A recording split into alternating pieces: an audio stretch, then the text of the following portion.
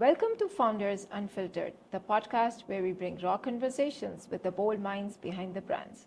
Today, we are joined by Tarek Alhariri, founder of Granolaful, the world's first Mediterranean granola. Let's hear all about the brand and the founder straight from the horse's mouth. Tarek, thank you so much for joining us. How are you doing today? Thanks, Maria. It's great to be here. Thanks for inviting me to speak with you today.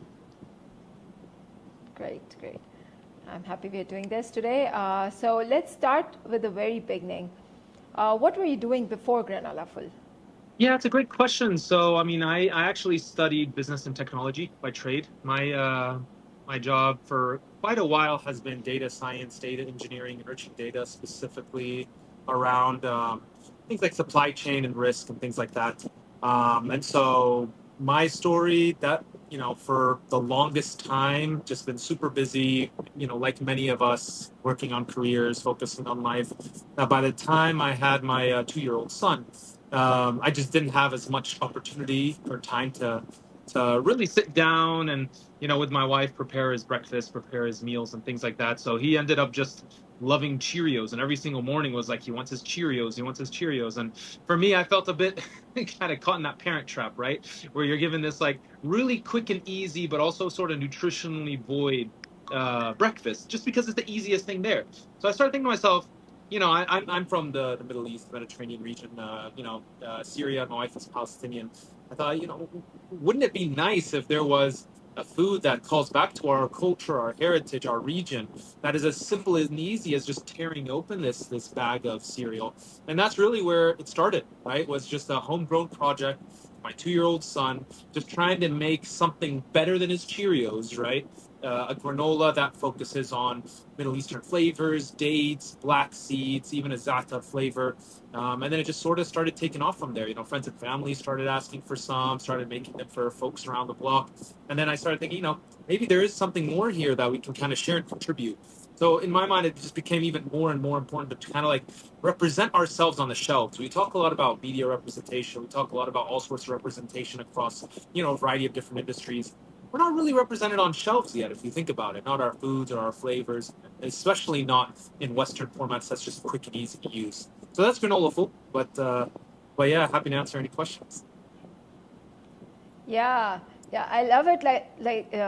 Love it that it's not just inspired, and you just with this business, you're not just filling a gap in the market, which is the nutrition gap that you found with your son, but you're also preserving your heritage and your cultural identity. I think a lot of that passion when I read about your brand, I could see that passion, right? Uh, is it true? Yeah, of course. I mean, it started with filling a gap at home, and those are the gaps that we feel the most, right? Before it was, let me look at the market Yeah. and see what's missing. Before it was, let's look at the shelves and see what's missing. It started with what's missing in our house, and why can't I find this anywhere? Well, then I guess I have to make it myself, you know? Yeah. And so that's a lot of what this kind of Yeah. passion project has sort of evolved in for me. It is bringing our flavors to the forefront to make it easier for other parents like myself. And in that process, use the best nutritional information source from the best areas. All of that is kind of a core component of what we're bringing. Great, great. So let's talk about the early challenges of building a business. Obviously, that couldn't be an easy journey, right? So, what was the first moment when you thought that you wanted to build this business instead of just doing it as a hobby and just doing it for your son? What was that moment that aha moment when you realized that you wanted to build this as a business and wanted to go full time in it? Great question. So when it started for me, that click happened when friends and family were starting to ask for it on a more regular basis. It was when I was visiting. I used to live in Boston at the time. We had some friends there in our same kind of university community. They had, some kids who just loved the granola, and they would ask for it regularly. And I thought, it's not just me, it's not just them. There's people who are interested in this, and maybe I could just, test my hands with it. I'm entrepreneurial in spirit, not just technology, but also I studied business. And so I thought this could be an interesting way. It's also hard not to mention kind of the circumstances with which most of this business was sort of like born. It was in this era of like very anti-Arab, anti-immigrant, anti-everything that was happening like last 2, 3 years, right? And so it really came back to, we need to represent ourselves. We need to have our own place in this world. We need to build our own culture. We need to kind of have flavors that represent us, that call to our own culture. And so that's kind of, where it all started. It started pretty small, right? It started, before there was a website, before there was online ordering, before we were on Amazon, right? It started with friends and family asking, right? It started with testing it out in a nearby farmer's market, right? That farmer's market, by the way, was raining super hard. I barely made any sales then. It was my first time trying to sell the granola. Barely got a couple of customers, so it was an interesting lesson for me as a owner and founder. Was you can't control the weather and you can't control the circumstances of who is and who isn't coming. But what really stuck with me was the passion, the vision that we need a brand like this, even if just for myself and my own family and friends and families who also kind of had this shared idea and experience. But there certainly were challenges like that very rainy farmers market on the very first day of selling along the way. Right.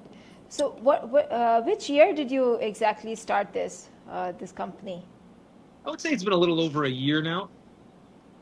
But Okay, the okay. process was much Right. longer because before it was a company, quote unquote, it was a home project, and that home project had its own life cycle, right, of another potentially year before Okay. it as well.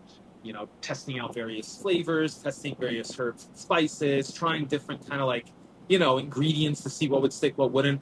We used olive oil for some time until we realized it was kind of making it a little bit too acidic. Um, we even tried like different types of za'atar. I tried at least 10 different types of za'atar before we settled on our signature zesty za'atar dish, right? So there was a number of different kind of components that we had to work through to make this happen. And then by the time we had reasonable demand, just from friends, family, others, some product market fit as they call it, some validation, that's when we started to more seriously take it through like more local events in the Boston area at the time. And then at Okay. that point, we started to, explore different websites and building things, landed on, a pretty solid e-commerce strategy. And then from there, that's when we started our as a business. Okay. Great. And what does your son think about the Granolaful now? It's a great question. These days he's like 4 and a bit, almost 5. Every time I'm picking him up from summer Okay. camp or from his preschool, the first thing he asks for is granola because we always have the granola in the car. It's just easy. I have it everywhere. It's in the back of my trunk. It's everywhere. Surprised my wife hasn't gone crazy yet, but it's in our living room. It's in our kitchen. It's everywhere. So, he actually asked him the other day, "Do you want Cheerios or do you want granola?" Because I was curious to see what he would respond. I was like, "No, he wants the granola." Yeah. And then of the flavors, I Right. think he likes the white chocolate flavor a little more, but he's definitely really into the black seed as well. Oh, nice. Mission complete. Mission accomplished. Exactly. Well, now he asks for new Okay. flavors, right? Now he's like, let's make Okay. different types of granolas. So we've experimented trying to see what our new flavor is going to be down the line. We, experimented with hibiscus, like Sudanese hibiscus, to try it out with some like, friends who were Sudanese, Okay. kind of helping us think through it. We tried with like desi chai, as well. That one was very Oh, yeah. interesting. We tried a pumpkin flavor for the fall. So, just experimenting and trying different things. But he loves the core products. Now it's just like, Bubba, what's the next granola? We need another flavor. So it's kind of evolved in a different way. Yeah. Great, great. So, were there any recipes that completely failed but taught you something valuable? Oh, that's a good one. Um, hmm.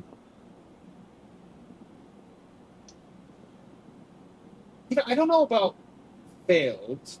And there's Uh-huh. different ways it can fail, right? One way is it never gets to market because you're trying to test it at home. It doesn't taste the way you think, and then you just don't go forward with it. We've Yeah. had that a few times. There's other types where you Okay. went through the process, you built the whole recipe, you're trying to take it to market now, and then people are just not buying.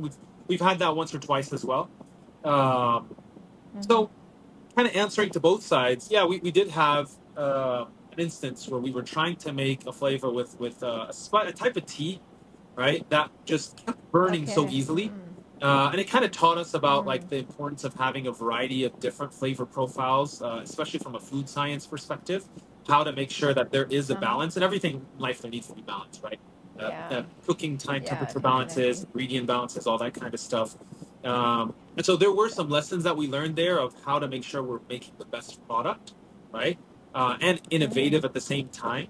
So, not just like what many brands will do, throw some sugar in it, throw some flavorings in it and additives and then call it a day, right? Like the only other like Dubai chocolate granola Yeah. out there is not even really Dubai chocolate. They put some pistachio pieces and it's all cashew butter, right?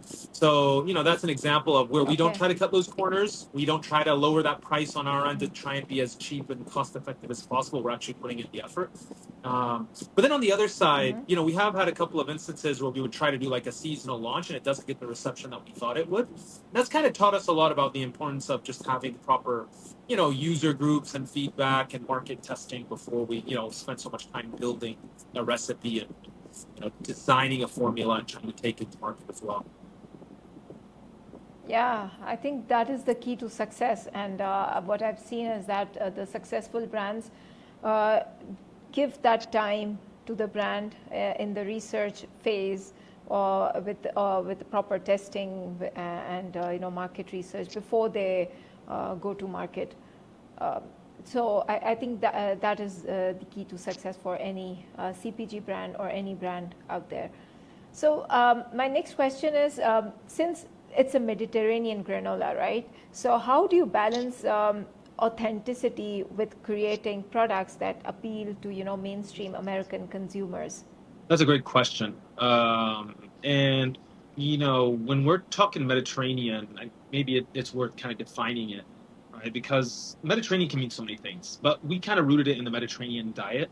And so, from a Mediterranean diet, which and many folks and physicians and healthcare professionals and nutritionists have come out and said it's a one of the healthiest diets in the world, or among the top healthiest diets in the world, right? The reason it's kind of classified in that direction is because of the type of oils that are being used. No seed oils, no things like that, right? It's also in the type of, pure ingredients. It's things like the natural seeds, like, the black seeds, or the type of nuts that are being used. It's the type of actual components that are being put into the formula itself, right? So there's a couple of basic items that, from a Western perspective, you would expect in a granola. Things like oats. I know there's a kind of grain-free movement that's kind of going on right now, where a lot of folks are trying to have granola without the oats, and there's a lot of good brands out there that have kind of carved their position in that direction. I think even I came across a Muslim one recently as well.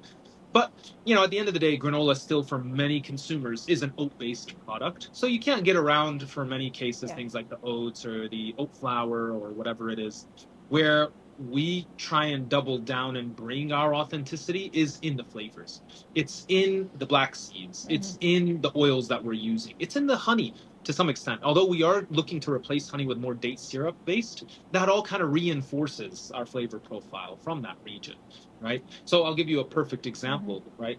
Black seed is a very interesting flavor from our perspective to look at, even though we're thinking of renaming it Mediterranean Crunch. But that flavor profile is interesting. Why? Because black seed, if you've tried it, is a very strong thing to eat, right? Especially if you're Yeah. just eating a spoon of black seeds.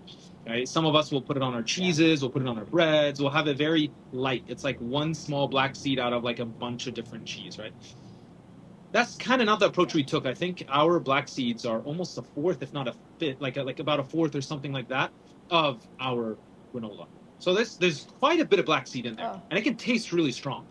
But we balanced it out with some of the other Oh, components okay. there as well. Things like some of the honey, things like some of the oats, things like we also are using coconut as a base as well.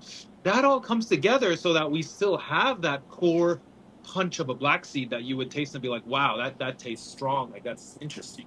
But also at the same time, you kind of have the rest Mm-hmm. of the flavor profile to round it out as well. Yeah, yeah, great.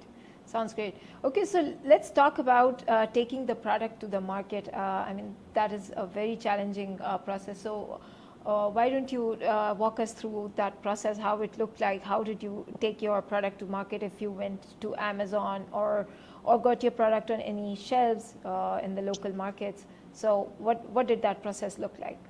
There's so many different channels, right? And that's the first thing we have to think through is the type of channel, right? There's e-commerce channels, there's retail channels, there's, farmers markets and in-person channels, right? And we experimented with all of them, right? So in the beginning, we started just in person, farmers markets, a couple of events here and there. Those were pretty, successful and interesting for us because as an early stage brand, you get the most direct conversation going with your customers. It's the best type of feedback you can get, right? As opposed to putting it on a shelf and wondering, did they like it? Did they not like it? Did they read or did they not read? Or you don't get a chance to kind of get that feedback. So I'm a strong proponent, especially for CPG brands, seeing is believing and talking is learning, right? So as in those markets, you're speaking with your customers and you're getting an opportunity to really get the reaction in real time, right? Because in many cases, it's hard to fake a sour, a bad reaction. We had a couple of those, right? People who weren't used to black seeds, people who weren't used to za'atar, trying it, especially Westerners, going like, what is this? It's useful for us to understand maybe it has too much za'atar, maybe it needs a little bit less, or maybe the black seed ratio was off and it, be a bit difficult. That's kind of our early stage that helped us validate. And then from there, we experimented kind of in this tool approach.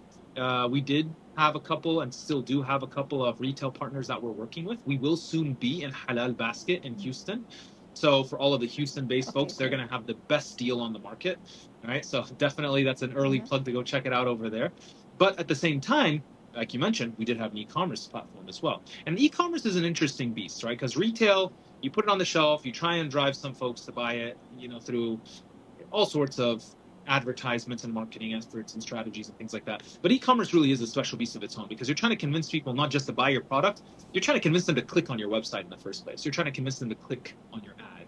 And that's a tough uphill battle, right? And most of the time, or a lot of the time, you're not going to win that battle, especially as an early brand, right? You need to have some specific momentum. You need to have some specific buzz, right? And that's why a lot of folks lean in on influencers, and influencers can help, but ROI is always questionable. But influencers can help drive that early recognition, right? And so we tested and experimented with all of those angles. Amazon was perhaps one of the most interesting ones for us, and we are still working on a TikTok strategy as well, only because it has the highest intent to buy.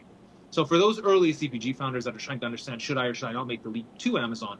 Amazon is a great platform to drive volume, but also you don't really capture the customer as your own customer. They're Amazon's customer, not your customer. So you need a full funnel. Yeah. You need your own website. You need, potentially could use an Amazon front, right? You need to have some level of retail and some level of in-person as well. I think it all complements each other. And, there is definitely something to be said of specializing depending on the brand you are. But when all of them are working together in harmony, that's when you get what's called that halo effect, where one sales on Amazon drives sales on your website. Those sales on your website drive recognition when they're walking on the shelf in Walmart or something and see it, right?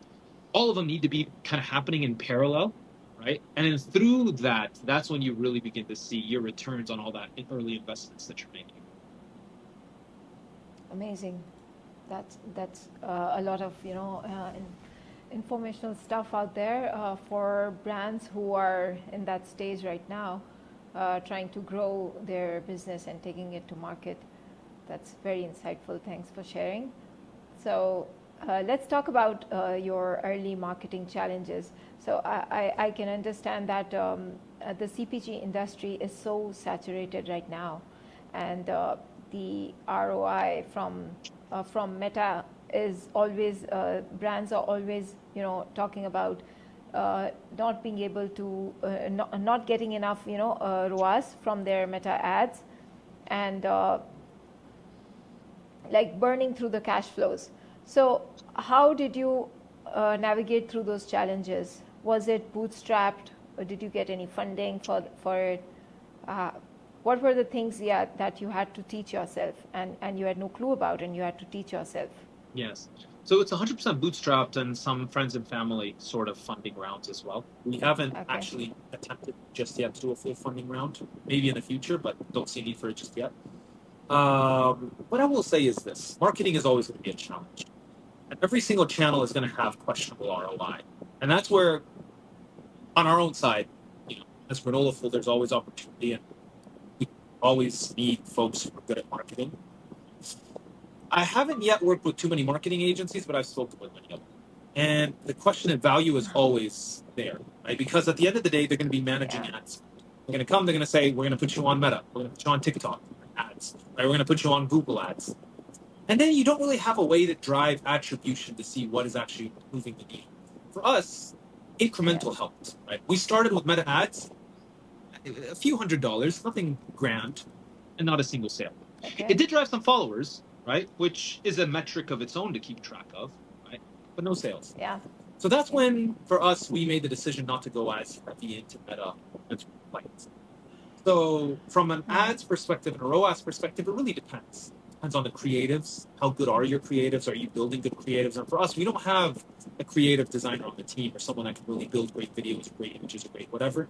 And then to outsource that is expensive, especially for CPG where margins are so slim. Yeah. Right? So Yeah. from that perspective, especially for an early stage brand like ours, we decided not to go the Meta route, and instead we decided to get a couple of brand affiliates, right? Find a couple of folks who like the brand, a couple of influencers who, honestly, a few of them even were just willing to post out of the goodness of their heart because they actually like the brand itself. Many times they didn't even tell us they were posting about it, and it would work, right? Okay. And so that did actually drive some sales. Now, did it break even? Sometimes if you're paying an influencer a couple hundred, which even these days it's hard to find a couple hundred, right? You're probably not going to get that back in the first orders. You'll probably only get that back if that customer likes it enough that they'll keep reordering, which is a challenge in and of itself, right? So that's where email marketing can come into play, and you kind of have folks kind of go through a whole cycle and funnel and things like that. But the one ads area where it did help us, and this was something I spoke with another CPG founder a long time ago. He actually does camel milk. I don't remember even how I got connected to him. But he said something that really helped frame my thinking, and I do actually reinforce it. I think it's true. Where he mentioned, if I had $100 to spend marketing budget, I would spend it on Amazon ads. If I had $1,000 to spend, I'd spend it on Amazon ads. If I had $5,000 to spend, I'd spend it on Amazon ads. It's only after that $5,000 mark that you begin to see kind of like a lower return on those ads, especially if you know what you're doing, right? Because then after that 5,000, you might say, okay, now I'll put some in Meta ads. Now I'll put some in Google ads. Now I'll put some in other areas. But Amazon is still such a powerful channel to drive high intent purchases to your, your listing on Amazon. And even we've had a couple of instances where people would go on Amazon, go to our website. Our website is priced a little bit lower, and just buy off of the website as well, right? So that, for instance, what has been better for us as a marketing return than things like Meta. Meta, it's top of the funnel. And when you're talking marketing, you got to understand the difference between top of the funnel versus bottom of the funnel. Yeah. Top of the funnel, they're seeing your ad for the first time. They're still socializing, trying to understand, do I even like this product? And they might. Bottom of the funnel, let's say you're like running a very special cookie business, right? Someone goes in Amazon and searches healthy cookies, and your ad shows up. Maybe 1 out of every 10 or 1 out of every 5, depending how effective you are, might buy that. And that's actually pretty good, right? Versus running ads and having hundreds of thousands of people see it on Meta saying, we got healthy cookies, buy us now, and then everyone just keeps going. So it really depends. You need the whole funnel, but as an early stage brand just starting off, I really do think targeting bottom of the funnel is where best returns are, and then you work your way back to the top. And that top is where you start building brand awareness and recognition. TikTok is great for this. TikTok has top and bottom of the funnel, but it's also a complicated platform to get right, and it's also extremely saturated. Yeah, amazing. That's gold. So a lot of insights you shared there. I like it that your idea that for a brand starting out, you should focus on bottom of the funnel and not top of the funnel. Top of the funnel can come in the later stage. So, but one question I'm very curious about right now is, since it's a Mediterranean granola and you're positioning it as such, it has a very distinct flavor profile. So did you face any challenges in demand generation, like creating demand for it? And are you like spending on Amazon ads, or is it just organic right now? Great question. We've had challenges in the sense of people don't know what to expect when they hear Mediterranean granola. Especially when it's online and not offline. Offline, if you're at an event, it's easy enough to just explain how and why and why it's going. Generally, offline is where we drive some of our most returns, right? So like weekend markets and things like that. That's really where you can kind of see more uh, customer relationships as well as volume, as well as just a number of things as you're building. Um, so the answer is yes. There is some level of teaching the market what your product is that needs to happen. On Amazon, we actually got pretty lucky in the sense that we launched at a really good time of the year, right? Which was actually the end of the year, close to gifting season. And it really helped to boost our Okay. listing organically. Right? So even though right now we're not 100% organic, I would say we're close to 60-40. Right? So 60% organic, 40% inorganic. And we're tweaking those numbers day in and day out. Right? Some days are more paid, less paid, whatever it is, right? Okay. But I think actually what matters more is less about organic and inorganic, and is actually repeat purchase rate, especially as a consumable product, right? It's one thing if you're on Amazon selling computers, right? If you're selling like a desktop computer or a monitor or whatever it is, someone's only going to make that purchase once. So you need to make sure you're profitable on that purchase once. If you're going and you're selling your healthy cookies or whatever it is, right? You don't necessarily need to break even on that first order. It's the second, third, fourth, fifth order when you start seeing the long tail that then recovers your investment. So on Amazon, that's where it really breaks down to. There's a whole average cost of sale, total average cost of sale sort of debate that goes on. But really, I would say the most important piece is repeat purchase rate, repeat customers. And that's when you know you're building something sustainable. When people are coming back, and if I am logging into, my Amazon or my Shopify website or whatever is that dashboard, and I'm seeing this is someone who has made multiple purchases before, that's when I know I'm actually building a snowball, not just trying to get people to buy one and done go on. If that makes sense. So from a marketing perspective, I would say the goal is repeat purchases for CPG brands and to solidify yourself with a couple core customers. There's strategies like subscriptions and other stuff that can help with that. Subscribers are a little bit harder to get these days. Maybe in the era of COVID it was more, but now it's kind of like slipped a little bit. But really, it's that reorders where you really begin to see more, and that reorders is what's also going to lift your organic returns over time too. Yeah. Now this deserves an applause. Okay. So, any marketing advice you would like to give to founders that are just starting out? Set a small budget and make sure you know that that budget is just the burn. Don't hire an agency. Our biggest mistake to date was that we hired an agency for a very brief period of time, and they promised the world. Every agency is going to promise you the world. If you're going to test the tires and like kick it around, like sure, maybe for a couple months, but learn it yourself. If you're a founder, if you're putting your time, effort, energy, money, whatever it is you're putting into this, then you need the skill set as well. As you grow and you have enough to Yeah. build up your own team, sure, you can then delegate and offload that. But if you're in this, then you should be in it to understand it A to Z. Founders carry so much weight because they're juggling so many things at the same time. Not just marketing. There's operations, there's logistics, there's customers and kind of customer management. There's so many different things, right, that you're dealing with at any given point in time that it can feel tempting to just pay someone to do it. But when you pay someone to do it, take that off of your burden, you're going with an agency route, you lose that skill yourself, which is important because you need to be able to recognize that skill down the line, right? So that when you do eventually, inshallah, grow bigger and you have more members that you want to bring onto your team, you know who is doing good versus who is just managing the account.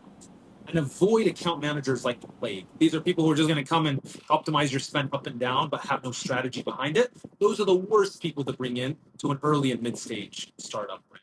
Because those are the ones that are just going to treat you like another check on their checklist as they move on to other brands. That's advice number one. Advice number two is have a budget, no matter how small. Just keep testing things, right? And that money is going to get burned. You're going to make $0 return off of it, most likely. Just like us, we lost a lot of money testing out on Meta. We even lost for a while on Amazon until we figured out what was working, what wasn't working. We haven't paid like TikTok or Google or tried any of those other avenues just yet, but it would be the same philosophy: 100, 200, whatever, comfortable amount, and then see what is working, keep tweaking it as time goes on. But one of the worst things you can do is just have zero budget entirely, unless, and this is what I'll preface it with, unless, and this is a very successful model I've seen multiple times, you are building a community, right? So one person I think who does this very well is Fadwa Masala, right? She is almost like an influencer first and a brand second, right? She has her community, she has her folks, they go to her content, they know her channel, And as a result, she doesn't need to spend as much time, most likely, versus someone that doesn't have a following on things like paid ads and other stuff like that, right? Uh, that I think is a powerful tool. So it is worth investing as a brand in your own following as well. Posting consistent content. This is where I need to take my own medicine because we don't post very often. We're working on that. But posting consistent and regular content, driving interest and intrigue in your channels. That is, I think, the highest ROI activity, as well as building up your marketing list without needing to even spend too much, from a financial perspective, too many dollars and cents. All you're doing is spending your time.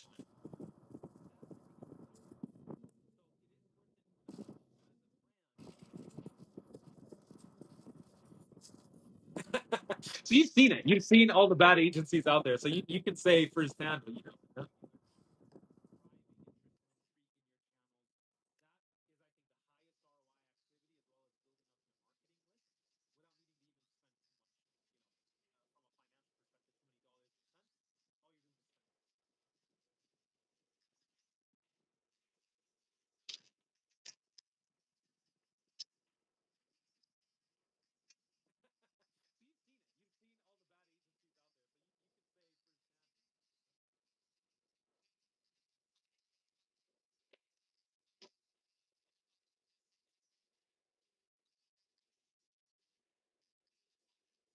agreed.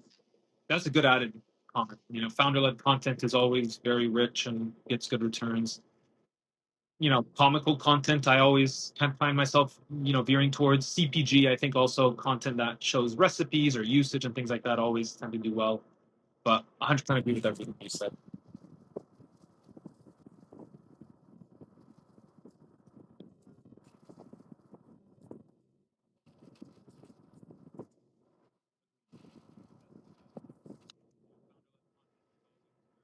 Yeah.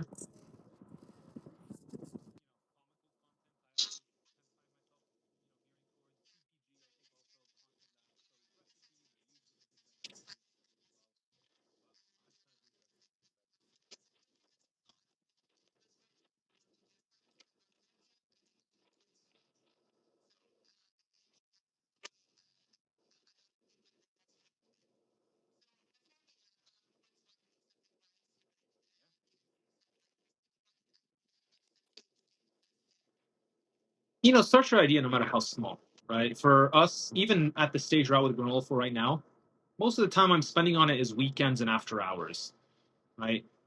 You can consider it a side gig until it becomes a full-time thing, right?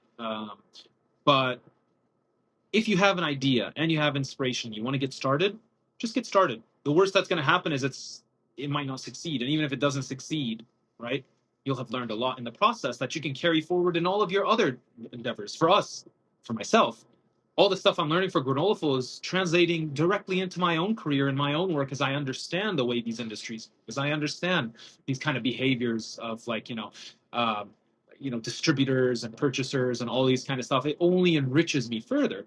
So, you have nothing to lose through getting started, right? And be cautious, right? When you're starting off, a lot of people will try to say, no, you have to have the biggest, craziest launch plan and raise $1 million and do all this kind of stuff. Start small, right? I personally believe in an iterative process. Maybe that's the data scientist slash computer scientist in me, kind of an agile methodology to say keep looping and improving iteratively. But even a 1% improvement compounded over a year is huge, right? So, start small, continuously marginally improve these kind of things, right? Product, design, social media, whatever it is that you're trying to improve within your own specific ideas and businesses and whatever it is. And then you'll find that once a year has passed by, like just the other day, I was kind of going through my own, year in review and realized that a year ago, we didn't even have branded packaging.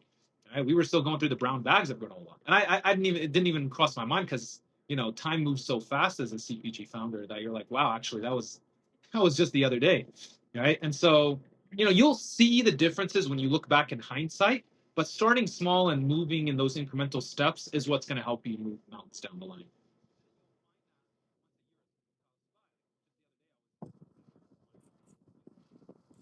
Yes. So, if you're interested in trying some Granolaful, products, hit us up on Instagram, follow us. We'll give you a discount code for our Amazon listing as well. Also, if you're in the Houston area, check us out Halal Basket. And if you're interested in buying a Halal Basket, reach out to me as well, and we can make sure that you get that first. That's just to try to give it a shot and give us your honest review as well. Um, so yeah, definitely follow us on our channels on it's Granolaful for Instagram. Our TikTok is still just pretty low, but Granolaful as well. And then we're also on Amazon.